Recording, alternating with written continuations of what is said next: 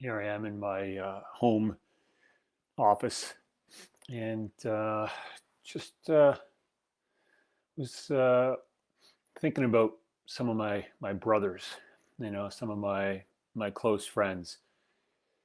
Some of the I was just thinking about some of the brothers in my life, the close friends in my life, the men that have really guided me and been mentors for me for quite a while now. And I know that there's this stigma that men don't reach out for help or don't go see the doctor. And, that's kind of been part of our dialogue for so long. But there's really, I think we're moving past that now, and men are more open. And I know that all the men that I've had the chance to spend time with, especially over the last 10, 15 years, there's definitely this level um, of willingness to express emotion and express um, whatever that. Excuse me, decline that call.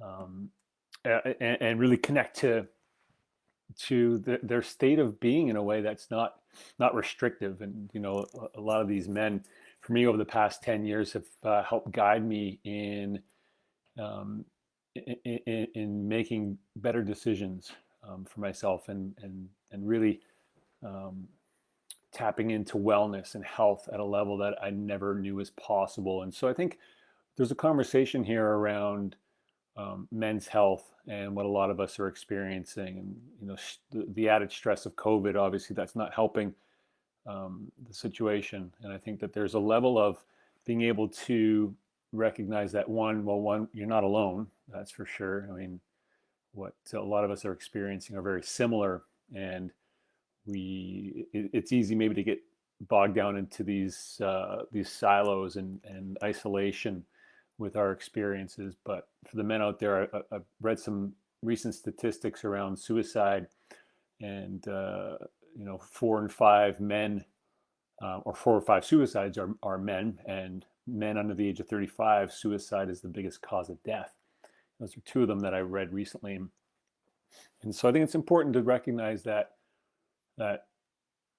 whoever it is that personally or yourself personally might be suffering, just know that there are ways to get support out there, and having a community around you is really, really important right now. That seems to be one of the things that's been pulled away from us over the past year specifically. And there's obvious reasons for why we've got the protocols around that we do for a pandemic, but it has pulled us away from a sense of community. And I know as men, we might feel like, hey, we have to show this toughness, or whatever that old stigma is, but then it denies us reaching out when we need support. And I've got my band of brothers that I reach out to when I need support. I've got my health wellness community that I reach out to when I need support. And I think that's the biggest message is you have to find that community. You have to be able to say, hey, I need some support. I'm not feeling that great. I'm not super happy right now. Things are going on. I'm under a lot of pressure. I got the family. I got the kids. I got work. I got my health. And once the health starts to go, especially the mental health, once it starts to decline and you're feeling brain fog and you're feeling disconnected and not able to wake up having that vitality that you've had before.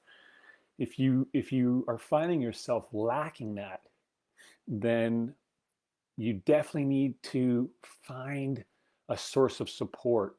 Ideally, a community not only of just friends and people you can chat with, but mentors who have gone through what you're experiencing and can show you some tips and some tricks and tools to be able to help yourself feel better, have more of that brain energy, brain clarity, that clear focus throughout the day. I mean, if you're missing those pieces, there's a good chance that your physical is already gone as well, or is on the way out.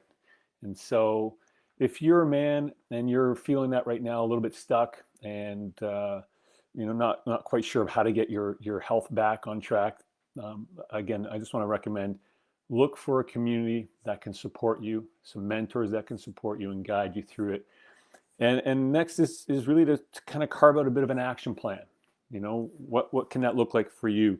An action plan that puts you first and allows you to embrace your own self-care. And I know that we've heard about self-care for so long as the possibility of that being a selfish thing, and to put all our energy into taking care of everybody else first. But it's so important that you put yourself first and you allow yourself to embrace that at the level that needs embracing. And so, one, find yourself that community, get some mentorship around you. Number two, have a plan. Really allow yourself to embrace your self-care as your priority, because then that just allows you to really honor that, to where you can show up for others as that role model, right? Which is such a critical piece. And then once you've got the plan, you've got yourself a bit of a group around you that can support you, and you're willing to put yourself first, then I think it's at that point that you start to notice what the opposite to what your mind might be saying about your current experience is. And in a plan, it's really important to have a vision for what you want it to be, as opposed to what we don't want it to be, which is something that we're all really good at in our society, is being able to be connected or understand or know the things we don't want.